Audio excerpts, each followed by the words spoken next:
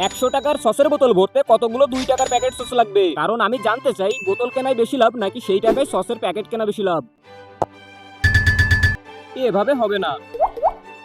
পড়ে না কেন রে ভাই? চলো প্যাকেটগুলা ছাড়িয়ে ফেলি। একটাই এটুকু ভরেছে, এবার একসাথে দুটো। এটা করতে অনেক কষ্ট হবে ভাই। 20টা প্যাকেটে দেখো এতখানি ভরে গেছে। আর তোমরা লাইক করলে একটু কষ্টটা কম হবে।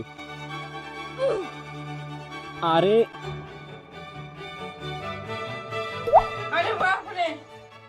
বাড়ি আজকে খবর আছে আমার। আর তোমরা সাবস্ক্রাইব করো সবাই, তাহলে পরের বার সস দিয়ে পুরো বালতি ভরে দেবো।